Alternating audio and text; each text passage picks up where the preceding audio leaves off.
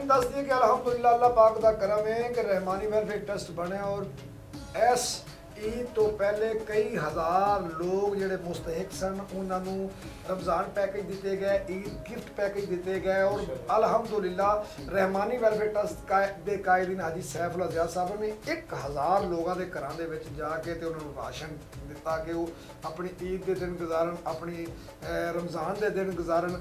और मैं समझना कि अगर रहमानी वेलफेयर ट्रस्ट ना होंदा तो मैं तुहाडे सामने ना होंदा इस वक्त। अगर रहमानी वेलफेयर ट्रस्ट ना होंदा तो मैनू असगर भलवान नूं कोई ना जानदा होंदा। अगर रहमानी वेलफेयर ट्रस्ट ना होंदा तो रहमानी न्यूज़ HD चैनल दे विच तुसीं हुण प्रोग्राम ना वेखदे हुंदे।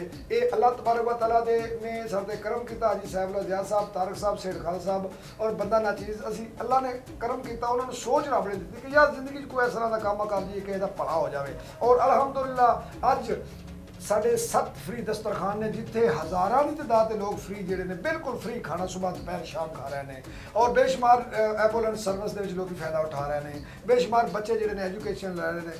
तकरीबन 1300 बच्चियां सिलाई स्कूलों के अल्हम्दुलिल्लाह जिहड़ियां ने पढ़ रही ने। ये रहमानी वेलफेयर ट्रस्ट की बरकत के नाल ही सब कुछ है कि इरफान सिटी साहब भी मेरे नाल बैठे ने। बेशक घरों इन्होंने गल्लां करा के आए लेकिन बैठे मेरे नाल ने। बिल्कुल जी नाज़रीन तुहानूं दस्से चलिए कि असगर पहलवान साहब एक ऐसी शख्सियत ने जिहड़ी अल्हम्दुलिल्लाह साडे वास्ते एक सरमाया ने कि इन्होंने इस चैनल वास्ते रहमानी न्यूज़ वास्ते जिन्नी दिन रात मेहनत की है और हुण भी दिन रात सारे काम छड़ के मेहनत कर रहे हैं। ये मुबारकबाद के मुस्तहिक ने। अल्लाह पाक इन्हों सदा सलामत रखे और इन्हों सेहत तंदुरुस्ती वाली जिंदगी अता करे। सिख साहब तुसीं ये दुआ करो कि अल्लाह तबारक व तआला जिहड़े इहदे काबरीन ने जिहड़े बजुर्ग ने जिहड़े चलान वाले उन्हां दा साया साडे सिर ते रखे, उन्हां दी सरपरस्ती दी बदौलत ही सब कुछ है। यकीन करो कि असीं सोच नहीं सकते कि असीं साडा रहमानी न्यूज़ लाइव चलेगा। अज तुसीं प्रोग्राम जिहड़ा लाइव वेख रहे हो नाज़रीन, ये साडे वास्ते बहुत वड्डी खुशी दा दिन है।